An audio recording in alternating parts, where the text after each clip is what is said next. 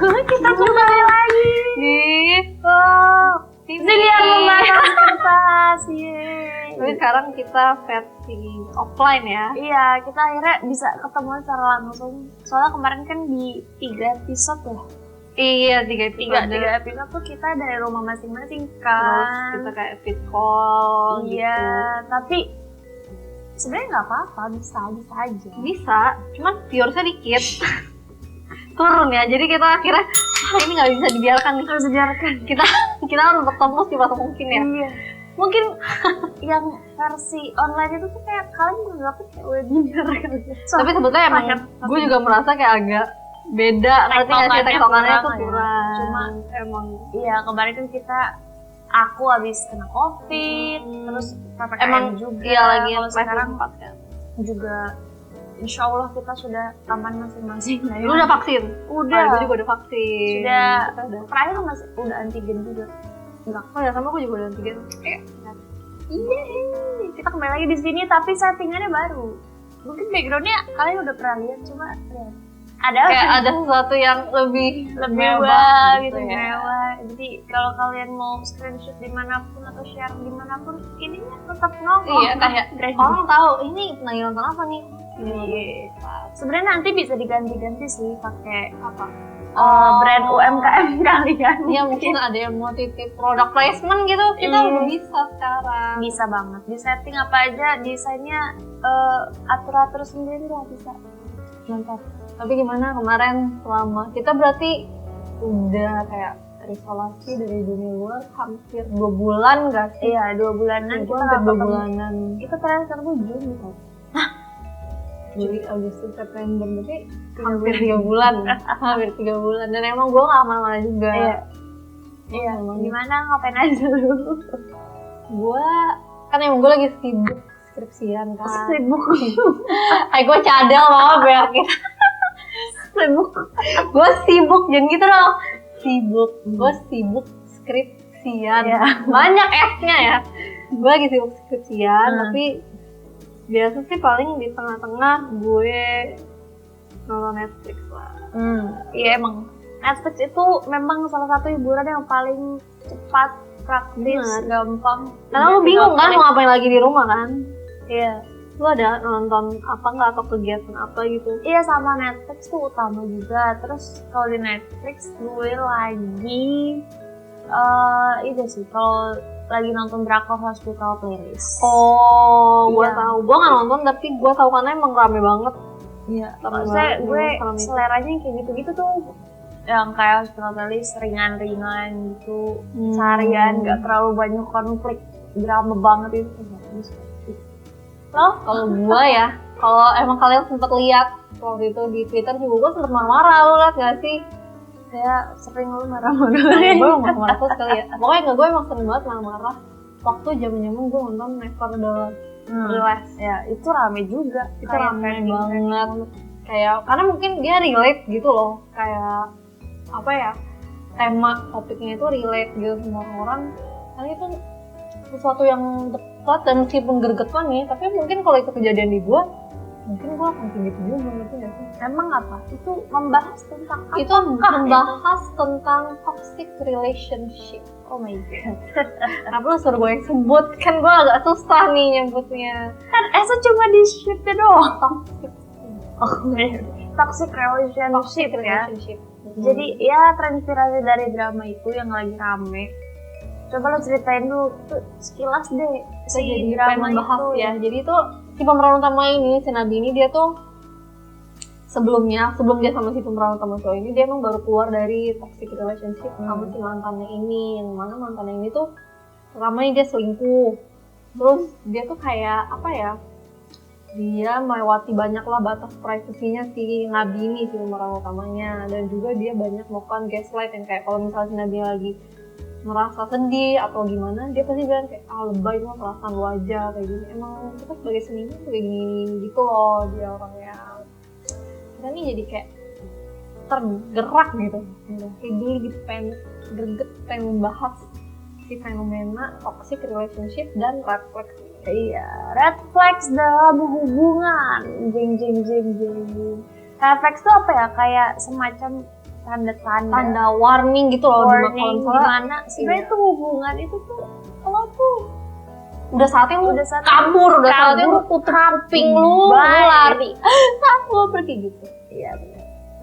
Tapi kadang suka diromantisasikan juga nggak sih? Iya.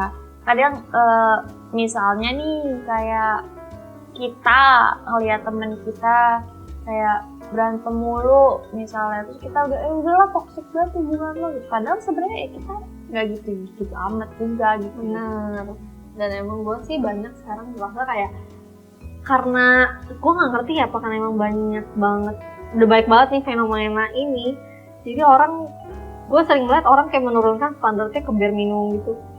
Ngerti nggak sih? Kayak lu lihat orang yang baik dikit atau ibadahnya rajin dikit, lu merasa kayak itu udah idaman banget, ideal banget. Kalau menurut gue itu adalah suatu bare minimum. Kayak lu tau nggak sih, itu kayak emang udah seharusnya cuma kayak gitu.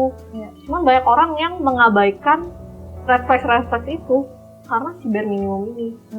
Menurut gue itu kayak apa ya, suatu hal yang asing gitu buat gue. Asing.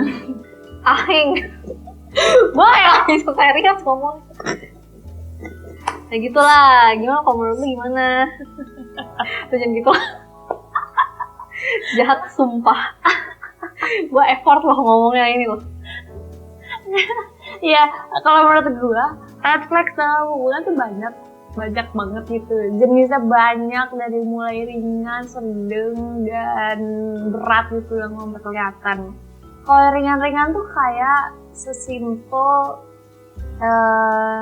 misalnya PDKT tuh sangat indah gitu, tuh lama-lama hambar ya. Template. Lu mungkin udah terlalu banyak berantem, akhirnya lu jadi template yang sama pasangan tuh cuma kayak kabar-kabaran doang. Tapi nggak ada, udah nggak ada yang perlu dipertahankan, tapi tetap dilanjutin aja gitu. Iya, kayak gue abis dari sini, lo ngapain? Gue dari sini, gitu doang tiap hari. Kayak gak ada, ya template aja gitu, karena nggak mau ribet. Kalau gini dikit takutnya makin ribut lagi, gini dikit makin ribut lagi. Itu template menurut gue udah bisa dibilang red flag. Kategori red flag dalam hubungan gitu. Nah, itu mungkin yang sederhana. Tapi kalau dilakukan terus-menerus gitu ya, berkala gitu, hubungannya jadi nggak sehat. Iya. Kalau misalnya kalau emang hubungan udah lama terus ada masanya kayak gitu, ya mungkin wajar, itu fase. Tapi kalau terus-terusan lo kayak gitu, ya udah sih gitu. Ngapain? Iya, kayak lo ngapain lagi dalam hubungan itu gitu. Ya, itu very simple. Terus bisa juga kayak apa ya? Itu versi yang mengabaikan. Ada versi yang overprotective gitu. Oh, bener. Posesif. Iya, yang susah ya. Misalnya lo jadi tadinya tuh seru-seru aja gitu, tapi makin lama hubungannya lo si pasangan ini makin ngerasa iya lo tuh milik gue. Bener. Enak aja lo, nggak boleh temenan, nggak boleh ngapain, lo cuma punya gue. Kadang-kadang tuh ya, gue melihat orang kadang ada yang seperti itu, posesif. Karena gue juga punya teman yang kayak gitu. Jadi ini pacarnya ini posesif. Tapi setelah ditelusuri lebih lanjut, kenapa pacarnya ini posesif? Karena dia mau pacarnya ini, kalau misalnya dia posesif dan nggak punya teman, otomatis pacarnya ini cuma akan bergantung sama dia dong. Dan kalau dia udah bergantung sama dia, akan susah buat lepasnya. Dan dia akan cenderung lebih gampang nurut, lebih gampang disetir, dikontrol gitu. Nah itu menurut gue itu adalah red flags yang cukup berbahaya sih menurut gue itu. Iya, karena gimana ya, kayak iya kita punya hubungan, cuma tetap butuh sosialisasi dengan orang lain gitu loh. Jadi kalau misalnya udah mulai dilarang-larang ini itu, nggak wajar gitu. Atau misalnya lo pergi sama temen, pacar lo cemburu berat sampai ngambek itu kalian udah boleh berpikir ulang ya. Gimana nih gitu. Ya.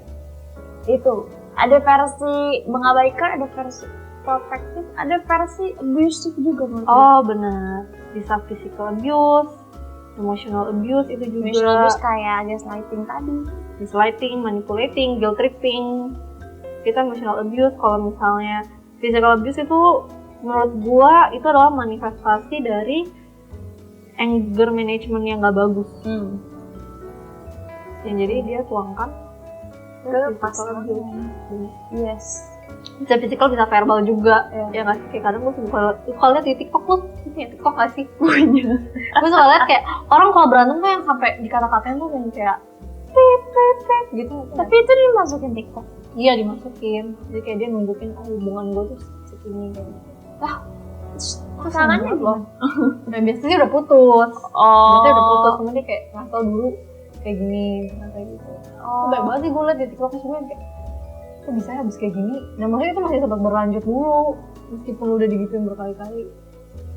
Tapi memang gitu sih, mungkin gue gak tau juga sih, gue gak ngerti kenapa orang bisa kayak gitu. Makanya gue gregetan nonton itu Nevertheless.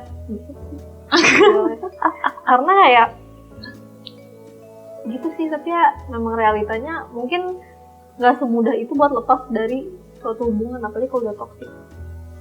Ya menurut lo refleksi apa aja selain yang tadi gue sebutkan itu? Versi gue nanti gue sebut juga, cuy. Ya dijabarkan dong. Dijabarkan. Kalau gue, tadi gue juga udah sempet sharing sama lu dulu ya, sebelum ini. Jadi tuh gue merasa hal yang paling penting, kalau buat gue ini dari prinsip gue sendiri, dari point of view gue adalah gue paling nggak bisa kalau emotions gue itu nggak di-validate.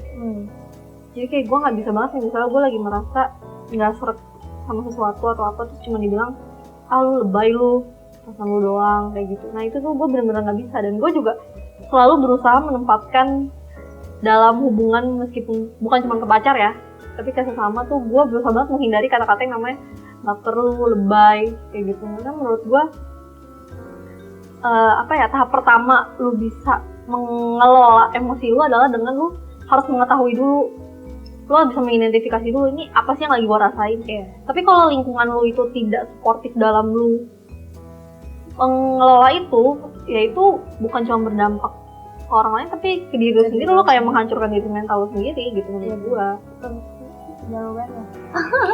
Gila ya, gue kawan di rumah nih kayaknya gue banyak berpikir, gue kayak iya benar. Jadi tapi itu juga ini sih tergantung sama ini juga individu masing-masing. Cuma memang sebaiknya ketika orang lain lagi mengutarakan perasaannya, ya cobalah mengerti, kayak lagunya Ariel. Coba balik ya ke sana lagi ya.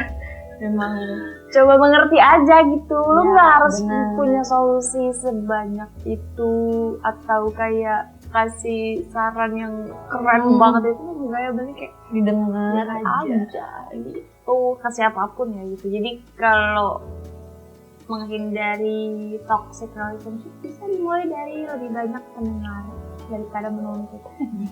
Kalau gimana, lu ada pengalaman sendiri nggak toxic relationship itu? Kenapa lu? Nggak tahu, mikir aja lah ya.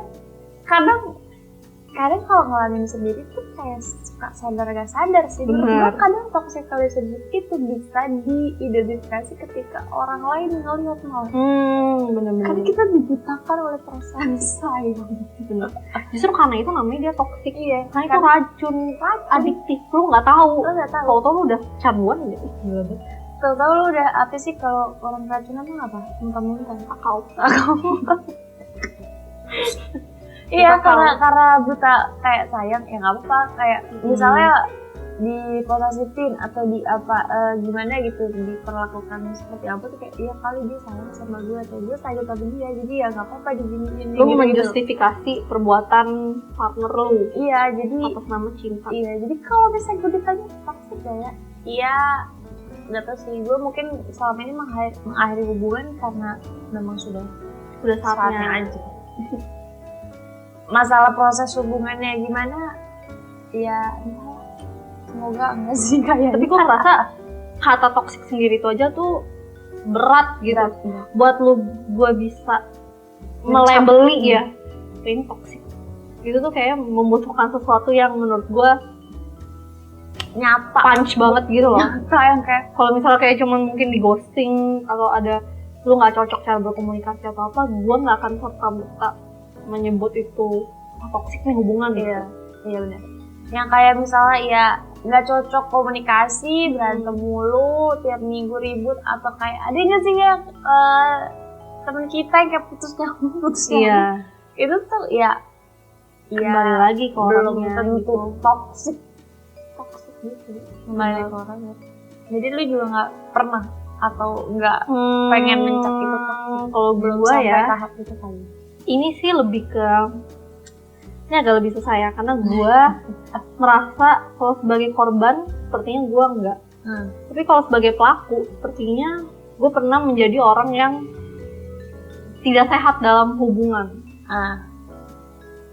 Kadang gue juga takutnya gue yang Iya, gue maksudnya kadang setelah gue putus gitu, terus gue berpikir lagi kayak, tapi gimana ya, itu tuh bukan sesuatu yang lu instantly sadar. Itu adalah suatu proses yang ntar setelah udah beberapa waktu berlalu, lu baru kayak belajar dan lu kayak, oh ternyata yang gue lakuin tuh toxic ya gitu. Contohnya? Red flag ya. Contohnya gue, dari dulu nih, gue tuh emang sering banget dibilang orang kalau gue ini persuasif. Kayak mungkin gue emang jago ngomong ya, tapi yang terjadi adalah ini di hubungan terakhir gue banget. Hubungan terakhir gue banget itu sepertinya gue tanpa sadar kayak kalau misalnya gue salah, gue tuh bisa talk my way out gitu loh. Sehingga membuat yang harusnya gue yang salah, tapi malah partner gue yang merasa apa gue yang salah ya. Ngerti gak sih kayak gitu? Dan akhirnya gue pun putus karena itu gitu. Partner gue bilang, kenapa ya setiap kita berantem, kok kamu yang salah tapi aku yang merasa bersalah ya? Dan tanpa gue sadari, maksudnya gue baru tahu itu setelah kita putus, ngerti gak? Tanpa gue sadari, ternyata gue melakukan hal itu gitu sebenarnya. Tapi lu gak nyadar. Tapi gue gak nyadar, dan maksudnya setelah putus itu gue baru memproses gitu loh, baru oh ternyata gue kayak gitu. Gitu. Jadi kayak gitu sih. Menarik sih. Gue ngapain ya? Dan buat itu berat sih, karena maksudnya kalau sebagai korban lu tahu nih, oh enggak, gue yang harus gue yang nggak salah gitu. Tapi gue sebagai pelaku, maksudnya meskipun ini udah lumayan lama berlalu gitu, hubungan gue dan dia gitu udah lama berlalu, kayak perasaan bersalahnya tuh akan selalu ada. Karena hubungan didasari dengan perasaan sayang. Bener, gitu. dan kayak kalau ternyata menyakiti orang iya, itu, gue kayak denial gitu loh awalnya, kayak nggak mungkin kan gue sayang sama dia, masa iya gue ngelakuin hal kayak gitu. Makanya gue kayak juga susah sih, rumit ini toxic relationship ini, karena kayak mungkin si pelaku juga nggak sadar dan memang karena ya gitu susah menerima bahwa perasaan sayang lo itu menyakiti orang yang lo sayang gitu. Bener sih. Itu susah menerimanya fakta itu gitu. Dan bahkan gue baru berhasil minta maaf secara proper itu kayaknya bulan lalu. Iya. Setelah sekian lama. Wow. Terus kayak bener-bener itu proses kesembuhan juga sih menurut gue. Menarik. Gue tau kenapa lu pengen banget bahas ini kayak. Nggak juga sih, karena sebetulnya gitu. Tapi ini emang kan lagi imbang. Tapi bagus sih. Jadi ya banyak di sekitar kita terjadi kota-kota besar juga ya kali ya. Jadi sih.